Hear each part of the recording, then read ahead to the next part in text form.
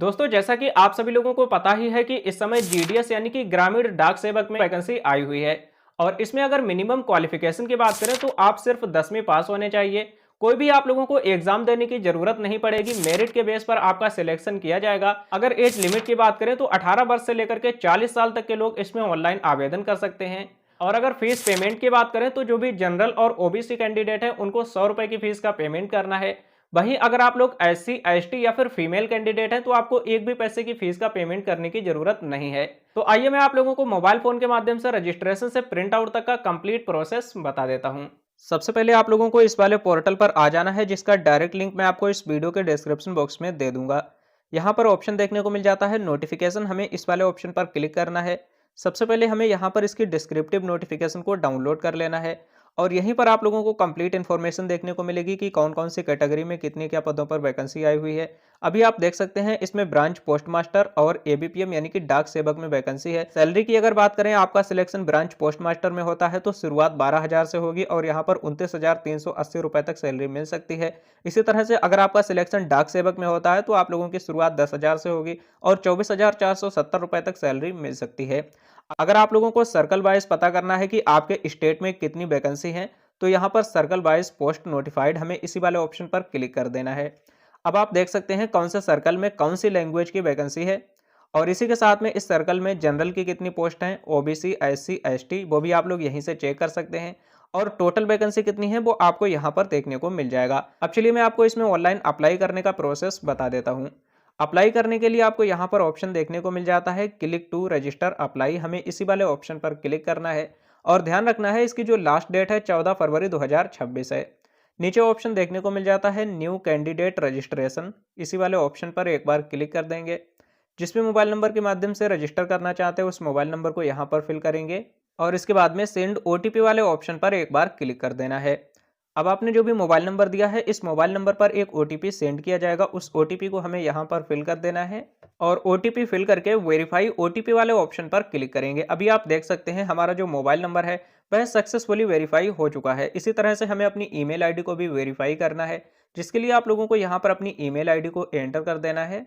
और email ID को enter करने के बाद में सेंड ओटीपी वाले ऑप्शन पर एक बार क्लिक करेंगे और अब हमारी ईमेल आईडी पर भी एक ओटीपी सेंड किया जाएगा। अब जो भी ओटीपी आपकी ईमेल आईडी पर सेंड किया गया है उस ओटीपी को हमें यहाँ पर फिल करना है। देन इसके बाद में वेरीफाई ओटीपी वाले ऑप्शन पर एक बार क्लिक कर देना है। अभी आप लोग देख सकते हैं हमारा मोबाइल ओटीपी और ईमेल ओटीपी दोनों ही सक्सेसफुली वेरीफाई हो चुके हैं। और अब हमें नेक्स्ट वाले ऑप्शन पर एक बार क्लिक कर देना है। जैसे ही क्लिक करेंगे नेक्स्ट पेज हमारे सामने कुछ इस तरह से आ जाएगा। अब सबसे पहले हमें यहाँ पर एप्लीकेंट के फुल नेम को एंटर कर देना है। ध्यान रखना है जो भी आप यहाँ पर इंफॉर्मेशन फिल करेंगे ये आपको हाई स्कूल की मार्कशीट के अकॉर्डिंग ही फिल करनी है। इसके बाद यहाँ पर आप लोगों को उस कैंडिडेट की डेट ऑफ बर्थ को इस कैलेंडर के माध्यम से सिलेक्ट करना है। यहाँ से आप लोगों को जेंडर को सिलेक्ट कर लेना है। इसके बाद में हाई स्कूल की मार्कशीट में जो भी पिताजी का नाम है सेम टू सेम नेम यहाँ पर फिल करेंगे। यहाँ पर आप लोगों को अपनी माताजी के नेम को फिल कर देना है। कम्युनिटी आप लोगों को यहाँ से सिलेक्ट कर लेना है।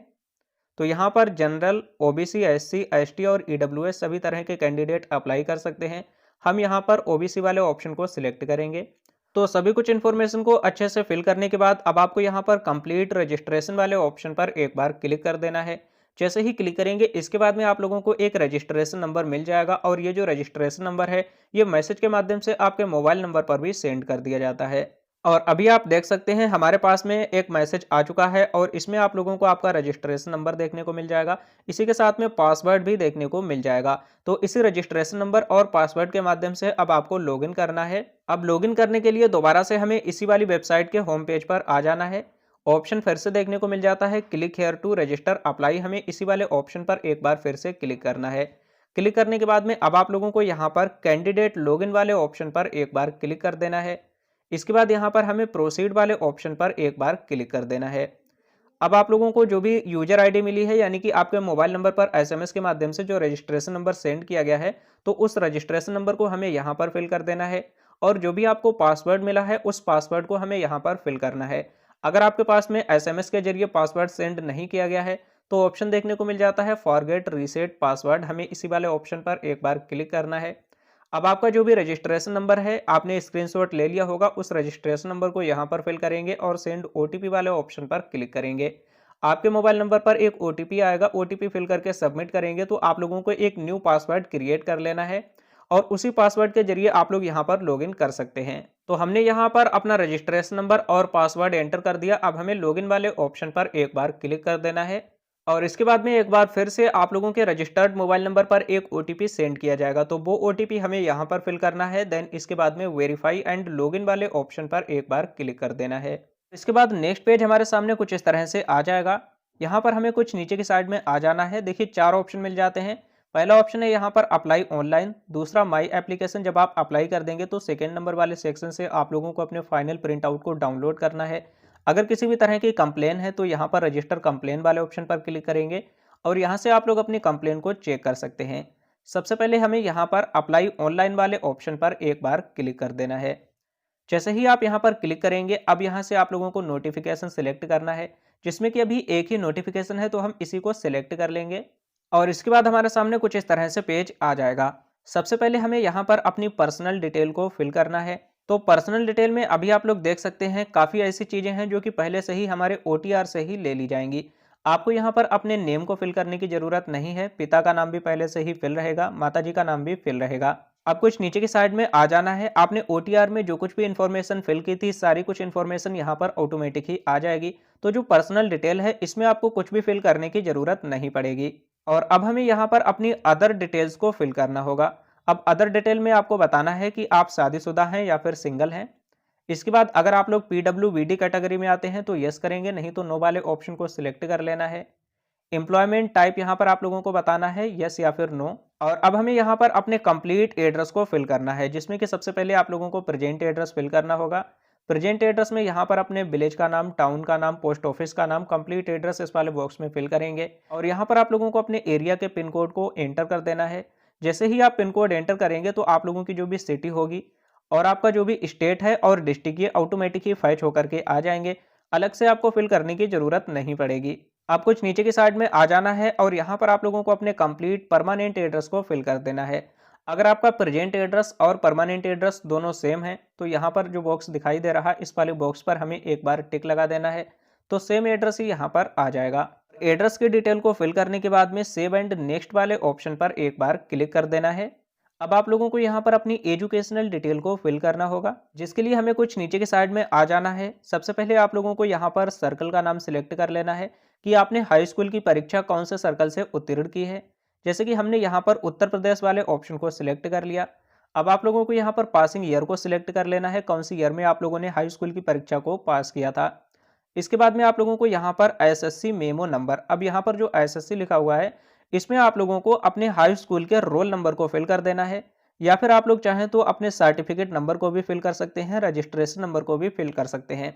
और इसके बाद कुछ नीचे की साइड में आ जाना है, सब्जेक्ट सिलेक्ट करने का ऑप्शन आ जाएगा। अब जो भी आप लोग सर्कल सेलेक्ट करेंगे तो उसी के अकॉर्डिंग यहाँ पर लिस्ट ऑफ सब्जेक्ट्स आ जाएगी। जैसे कि हमने उत्तर प्रदेश सिलेक्ट किया था तो हाई स्कूल में 6 सब्जेक्ट होते हैं, तो यहाँ पर 6 नंबर आ चुके हैं। सबसे पहले आप लोगों को कौन सा सब्जेक्ट सिलेक्ट करना वो आप यहाँ से सिलेक्ट करेंगे। सेकंड नंबर पर इनमें से कौन सा सब्जेक्ट आपके पास में था हाई स्कूल में वो सिलेक्ट करेंगे। हमने इसी तरह से 6 सब्जेक्ट यहाँ पर कंप्लीट सिलेक्ट कर लिए हैं। अब यहाँ पर पूछा जा रहा है अगर इसके अलावा भी कोई एडिशनल सब्जेक्ट है तो वो आप लोगों को इसमें से सिलेक्ट कर लेना है। जैसे कि मैथ हो गया आप लोगों का या फिर इंग्लिश हो गया तो सिलेक्ट करेंगे, नहीं तो आप लोगों को इसे ऐसे ही छोड़ देना है। अब नीचे की साइड में आप लोगों को आ जाना है, यहाँ पर CGPA स्कोर, अगर कोई भी CGPA से है तो उसको यहाँ पर अपने स्कोर को एंटर करना है, नहीं तो आपको इसे ऐसे ही छोड़ देना है। और इसके अलावा अगर आप लोगों ने किसी भी लैंग्वेज की स्टडी की है तो यहाँ पर आप लोगों को क्लिक करना है और यस करना है और उस लैंग्वेज के बारे में यहाँ पर बताना है, नहीं तो आप लोगों को नो वाले ऑप्शन को सिलेक्ट कर लेना है। देन इसके बाद में सेव एंड नेक्स्ट वाले ऑप्शन पर एक बार क्लिक कर देना है। तो हमारी यहाँ पर एजुकेशनल क्वालिफिकेशन की भी डिटेल कंप्लीट फिल हो चुकी है। अब आप लोगों को यहाँ पर पोस्ट प्रेफरेंस देना है जो कि अभी इन प्रोग्रेस है।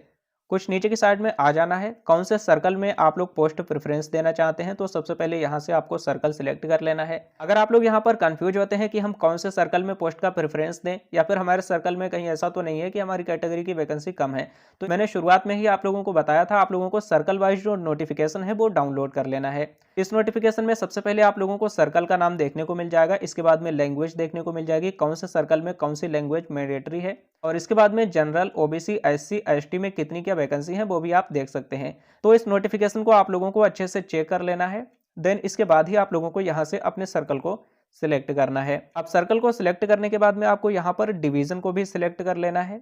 अब कुछ नीचे के साइड में आप लोगों को आ जाना है। जैसे कि यहाँ पर अभी आप लोग देख सकते हैं जो भी हमने डिवीजन सिलेक्ट की थी, तो उस डिवीजन के अंतर्गत जो भी पोस्ट ऑफिस है उसमें वैकेंसी होगी, तो यहाँ पर उस पोस्ट ऑफिस का नाम देखने को मिल जाएगा। जैसे कि अभी आप लोग देख सकते हैं यहाँ पर एक पोस्ट ऑफिस है, इसमें अभी बीपीएम यानी कि ब्रांच पोस्ट मास्टर की वैकेंसी है और इसकी जो शुरुआत है वह 12,000 से है। तो हम इसमें प्रेफरेंस दे सकते हैं। सेलेक्ट वाले ऑप्शन पर क्लिक करेंगे, हम यहाँ पर 1 नंबर सिलेक्ट करेंगे।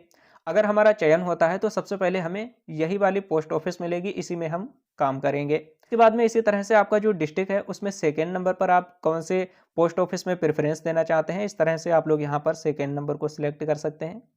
इसके बाद में आप लोगों को यहाँ से थर्ड नंबर सिलेक्ट करना है। तो मैंने यहाँ पर टोटल 8 प्रेफरेंस दे दिए हैं, आप अपनी मर्जी के अकॉर्डिंग फिल कर सकते हैं। नेक्स्ट वाले ऑप्शन पर क्लिक करेंगे तो और भी पोस्ट ऑफिस के नेम आ जाएंगे। जितने भी पोस्ट ऑफिस में आपने प्रेफरेंस दिए हैं उनकी पूरी लिस्ट यहाँ पर आपके सामने आ जाएगी और सभी कुछ इन्फॉर्मेशन को अच्छे से फिल करने के बाद में सेव एंड नेक्स्ट वाले ऑप्शन पर एक बार क्लिक कर देना है। नेक्स्ट पेज हमारे सामने कुछ इस तरह से आ चुका है। अब आपको करना क्या है, अपने फोटो और सिग्नेचर को यहाँ पर अपलोड करना होगा। फोटो और सिग्नेचर का फॉर्मेट क्या रहना चाहिए तो उसका अभी यहाँ पर दिया हुआ नहीं है, इसके लिए आप लोगों को नोटिफिकेशन डाउनलोड करनी होगी। तो अभी आप लोग देख सकते हो मैं उसी नोटिफिकेशन के 22 नंबर वाले पेज पर आ चुका हूँ और यहाँ पर अभी फोटोग्राफ का हम साइज देखेंगे तो इसका मैक्सिमम साइज 100 KB रहना चाहिए और मिनिमम साइज यहाँ पर 30 KB रहना चाहिए। इसी तरह से आप लोगों को अगर सिग्नेचर का भी पता करना है तो नीचे की साइड में आएंगे, यहाँ पर आप लोग सिग्नेचर का भी देख सकते हैं। इसका जो फॉर्मेट है JPG और JPEG होना चाहिए और इसका जो फाइल साइज है 20 KB से लेकर के 100 KB के बीच में रहना चाहिए। इसी के साथ में यहाँ पर DPI और एक्सपेक्ट रेशियो वगैरह भी आप देख सकते हैं। तो आप चाहें तो इसका स्क्रीनशॉट भी ले सकते हैं और नोटिफिकेशन में आप लोगों को ये 22 नंबर पेज पर देखने को मिल जाएगा। और अगर आपको फोटो या सिग्नेचर रिसाइज करना नहीं आता तो इसके लिए कोई भी ब्राउजर ओपन करेंगे, यहाँ पर आपको टाइप करना है KB रिसाइज। इतना टाइप करने के बाद में आप लोगों को सर्च कर देना है। पहले नंबर पर जो भी वेबसाइट आएगी आप लोगों को इसी वाली वेबसाइट पर एक बार क्लिक कर देना है। अब आप लोग जिस भी फोटो या सिग्नेचर को रिसाइज करना चाहते हैं उस इमेज को यहाँ से सिलेक्ट करेंगे। कितने KB में आपको चाहिए तो KB यहाँ पर टाइप कर देंगे। जैसे कि यहाँ पर 100 पहले से ही टाइप है तो हम 100 ही रहने देंगे और इसके बाद में रिड्यूस साइज वाले ऑप्शन पर क्लिक करेंगे। कुछ देर तक आपको यहाँ पर वेट करना है। अभी आप लोग देख सकते हैं हमारा जो फोटो है वह 98 KB में रिसाइज हो चुका है और सिंपली से अब आपको यहाँ से डाउनलोड कर लेना है। इसके बाद में दोबारा से आप लोगों को इसी वाले पेज पर आ जाना है। अब हमें यहाँ पर चूज फाइल वाले ऑप्शन पर एक बार क्लिक कर देना है। जहाँ कहीं पर भी फोटो रखा है उसे आप लोगों को सिलेक्ट कर लेना है। जैसे ही सिलेक्ट करें और अभी आप देख सकते हैं हमारा जो फोटो है वह सक्सेसफुली यहाँ पर अपलोड हो चुका है और इसी तरह से आपको यहाँ पर अपने सिग्नेचर को भी अपलोड कर देना है। तो यहाँ पर आप देख सकते हैं फोटो और सिग्नेचर दोनों ही हमने अपलोड कर दिए हैं। अब कुछ नीचे की साइड में आ जाना है, एक बॉक्स आप लोगों को दिखाई दे रहा है, इस वाले बॉक्स पर हमें एक बार टिक लगा देना है और इसके बाद में आप लोगों को यहाँ पर प्रीव्यू वाले ऑप्शन पर एक बार क्लिक कर देना है और इसके बाद में यहाँ पर आप लोगों को आपके एप्लीकेशन फॉर्म का पूरा प्रीव्यू देखने को मिल जाएगा। अब आप लोगों को इसे अच्छे से चेक कर लेना है कि कहीं पर कोई भी मिस्टेक तो नहीं हो गई है। अगर कोई भी मिस्टेक होती है तो यहाँ पर अभी आप लोगों को एडिट का ऑप्शन देखने को मिल जाता है। एडिट एप्लीकेशन वाले ऑप्शन पर क्लिक करेंगे तो आप यहीं से अपने एप्लीकेशन में करेक्शन कर सकते हैं।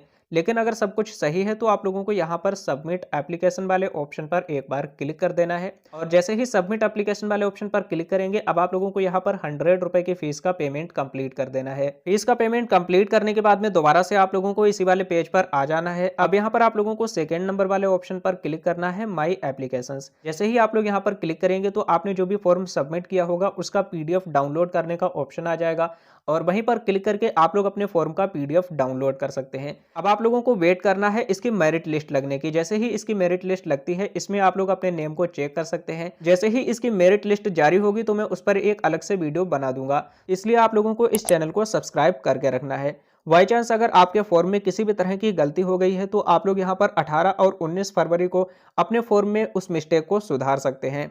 बाकी इसके अलावा कोई भी क्वेश्चन या फिर सवाल है तो आप हमसे कमेंट करके पूछ सकते हैं।